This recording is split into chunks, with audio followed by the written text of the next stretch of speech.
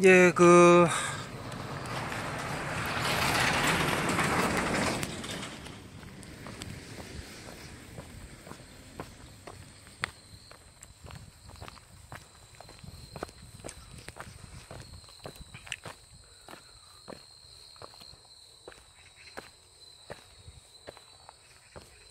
심각했던 미시사를 뒤로하고 거시사로 왔습니다.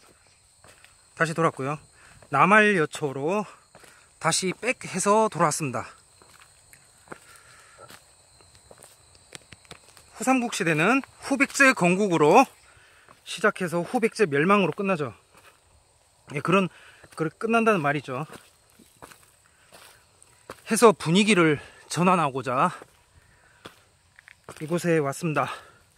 이번 시간은 일본왕 숭신과 백제왕 견훤, 그리고 삼별초 김통정 탄생설화 야래자로 전견훤 묘였습니다.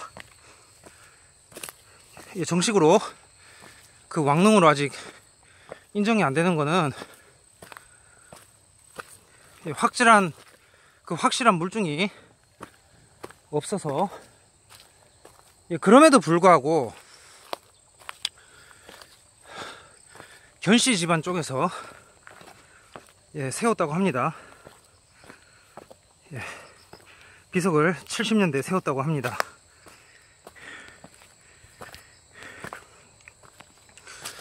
사실 사람들 이렇게 보면은 그 왕릉이라고 했을 때, 그러니까 뭐 전이든 뭐든 그냥 이렇게 다 통틀어서 이 조선왕릉하고, 근데 뭐 나머지는 잘 몰라요. 이 삼국시대 같은 경우에는, 아니 뭐 오국시대라고 해야 되나, 뭐 서가의 동가요. 어쨌든 이 삼국시대 같은 경우에는 백제 관심 많고, 후백제는 그러니까 이쪽 서해안 쪽에 백제 관심 많고, 후백제는 잘 해서 그냥 백제보다도 후백제, 남할여초라고 했죠. 해서 뭐 신라왕릉도 들리고, 신라왕릉 워낙 많으니까 필요한 부분만 들리고, 조선왕릉도 필요한 부분만 들렸어요. 그 두 개는 제일 많기 때문에.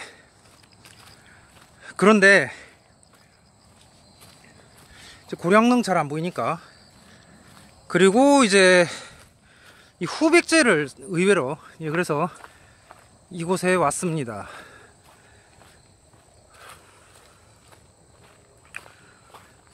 이게 후백제 유일한 릉이라고 알고 있는데,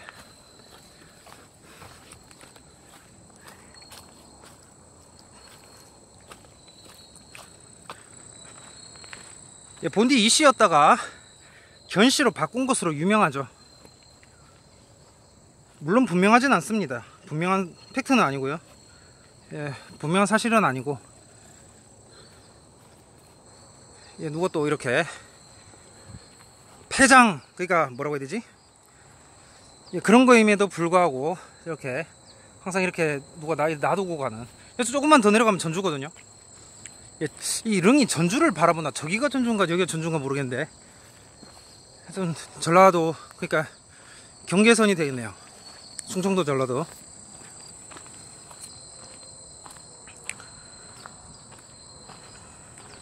그래서 전주를 바라보게 해달라고 묻었다고 하죠.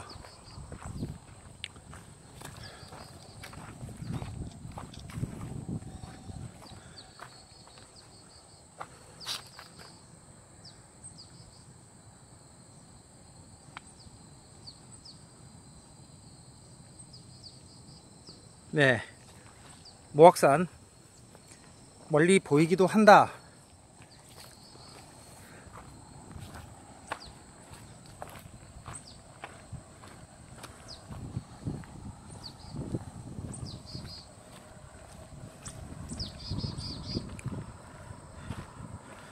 이곳에서 백제조선 기운이 느껴지네.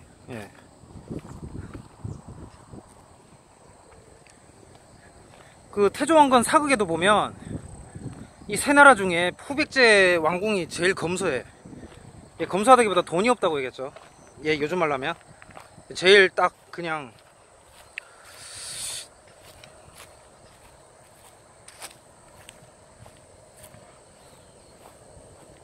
신라는 기존의 걸로 버티는 거고, 고려는 이제 신흥, 예,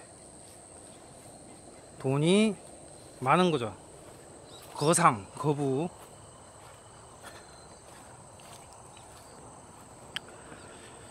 해서 차량이남 쓰지 마라. 차량 산맥이남 쓰지 마라. 고려 때 말이죠. 고려는 전주에 안남도호부를 두었고 후백제 지우기를 작업을 다양하게 전개했습니다. 하지만 조선으로 다시 부활하죠, 전주가. 그리고 왕씨들 씨를 말립니다. 견훤은 어디 출신일까? 야사에서도 건질 게 있죠. 무조건 터부시하는 건 옳지 않습니다. 일현은 삼국유사에서 먼저 앞서 상주 가은현 출신서를 인용한 후에 다른 옛 기록이 있던 호남 광주 북촌 출신서를 같이 기록합니다. 아버지가 지렁이였다는 설. 이 설화는 그 김통정에게서도 보이죠.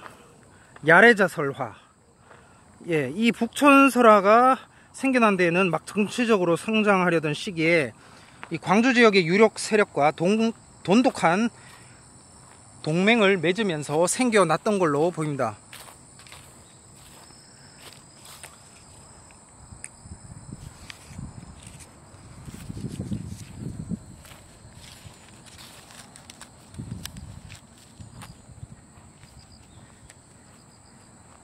근데 이런 설화를 빼다 박은 듯한 이야기가 현존하는 가장 오래된 일본 문헌인 고사기, 712년쯤에 편찬됐나요? 아무튼 일왕으로서는, 일본 왕으로서는 최초의 실존인물로 일본학계에서 추정하고 있는 이 중에 하나인 숭신, 스진이라고도 하죠.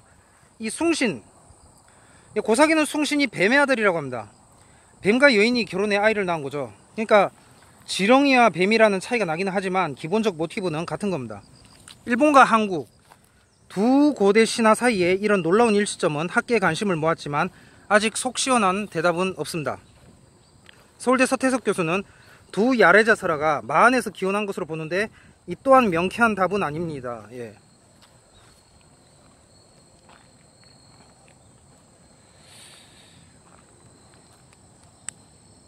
그 도읍을 왜 완산조를 했느냐, 그 말에도 이 광주에 강력한 마한 세력이 있어서 그랬다, 그런 설이 있죠. 이 야래자 설화, 야래자라는 거는 밤에 온 사람이라는 뜻인데, 견훤 탄생담의 경우에 지렁이지만 일본의 도자료는 산에서 내려온 뱀이라고 하였으니 원래는 뱀인 것 같습니다. 송나라 태조 조광윤, 베트남 정왕조의 선황인 부령, 청태조 누라치 등 이들의 탄생담에는 야래자가 수달로 설정되어 있죠. 따라서 야래자 설화는 적어도 동북아 지역에 보편적으로 전승되면서 건국 시조 및 역사인물 탄생담에 활용되어 온 것으로 보입니다. 이 야래자 설화, 이혼교류담, 이혼교류담, 이것은 그 평강철씨 시조 탄생담에도 활용될 뿐만 아니고 고구려 울파소, 그 다음에 도성국사, 최치원, 최충, 최충은 해주채씨죠. 최치원은 신라채씨인데 이 뭔가 느낌이, 그러니까 이 설화를 쓰고 있다는 것은 현손이 생존하고 있지 않다는 그런 의미로도 비칠 것 같습니다. 김통정, 을파소, 도성국사, 최치원, 최충, 김통정 등에도 이들의 탄생담에도 활용되었습니다. 그렇다면 그 야래자 기원은 어딜까요? 야래자가 뱀의 변신이고 그 아들이 마을 신이 되었다는 충남 영기군 설화가 이 한국에서는 이게 가장 정통적인 걸로, 야래자 설화가 이 자체가 다양하기 때문에 어느 한 곳만을 기원적으로 찝는 건 무리일 것 같고요. 이 한반도에서는 이 충남 영기군이 가장 정통적인 걸로 추정이 됩니다. 원래는 그 백제 지역에서 마을 수호신의 신이한 탄생을 나타내주던 이야기를 이 후백제가 그 전통을 잇느라고 그 견훤 출생당으로 활용해 건국신화로 발전시키려고 한 게 아닌가, 그렇게 추정이 됩니다. 예.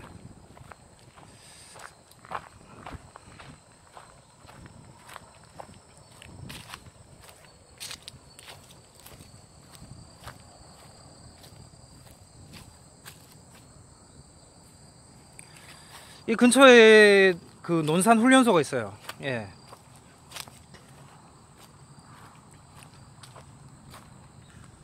저는 이곳을 거치지 않았습니다. 예. 저는 의정부 306 통해서 갔는데,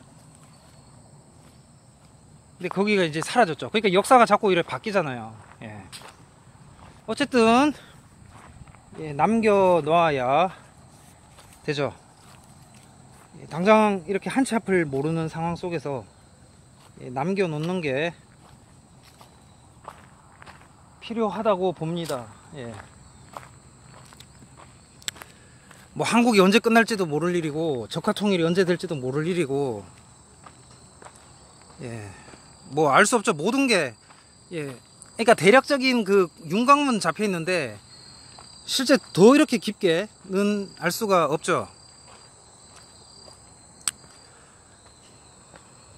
감만 잡을 뿐입니다.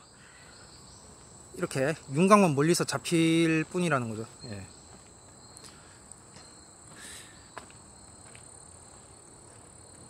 그래서 그 만약 견훤을 오늘날 그 현대 정치 인물로 대보자면, 그러니까 상주, 경북 상주 가은현 출신인데 이제 광주에 와서 이재명이 아마 들 수도 있지 않을까. 예.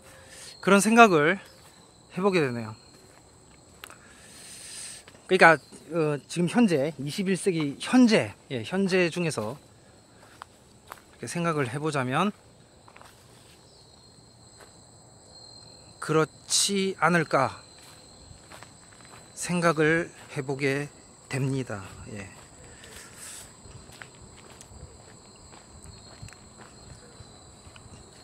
예, 물론 그 견훤이 이씨인가, 예, 견씨인가, 예, 그것도 알 수 없고, 예, 현재로서는 모른다가 정답인데, 예, 그냥 그 뭐 왕박씨 이런 것처럼 현대 정치에 그냥 이렇게 예, 재미있게 되어보는 과정에서 이렇게 딱딱 맞는 인물이 현대에 없잖아요. 딱딱 맞는 인물이 그렇게, 그러니까 재미로 그렇게 할 때는, 그러니까 제가 저번에도 말했듯이 왕씨는 박씨하고 연결하고 신라사 얘기할 때는 경주이 씨하고 연결하고 뭐 이런 식으로 그렇게 했던 게 그 흐름을 원활하고 재미있게 하게 하고자, 그러니까 혈통보다는 아마 정신 쪽이라고 해야 되나? 예, 뭐 그렇게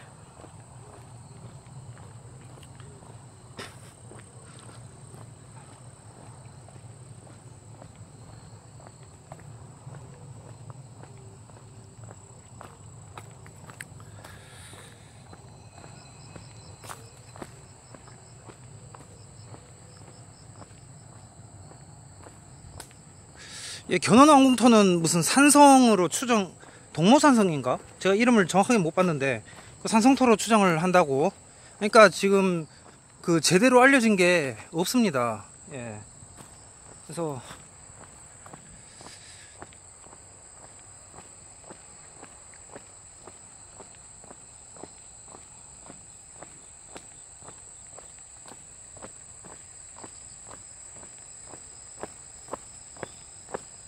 예, 다음 편은 그 서인대 동인, 그러니까 신앙동 김씨 서윤공파와 구안동 김씨 제약공파, 예, 서인대 동인 편으로 그 최초 이렇게 영상 촬영했던, 그러니까 국내편 최초 영상을 촬영했던, 그러니까 국내 유적이요, 최초 영상을 촬영했던 그 다시 창의문으로 가서 원점으로, 예, 예, 분위기 전환을 확 하고 있죠. 예, 모드 전환을 다시 처음으로 돌아가서 석파정, 예, 석파정에서 뵙도록 하겠습니다. 제2국면이라고 해야 될지는 모르겠는데 아, 저기 절이 있군요.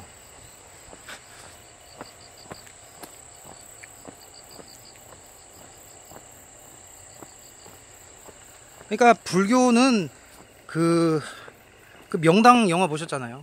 가야산에 그 잘못 써가지고 그래도 2대라도 왕위를 하겠다. 이 결국 불교는 그 전주희 씨와 안동김 씨 그러니까 구안동김 씨 둘 다 해를 끼쳐버린 게 됐죠. 예. 유교든 유대교든 맞지 않는 게 됐습니다. 다음 편에서 뵙도록 하겠습니다. 어우, 예, 날씨가 상당히 좋네요. 예, 보기에.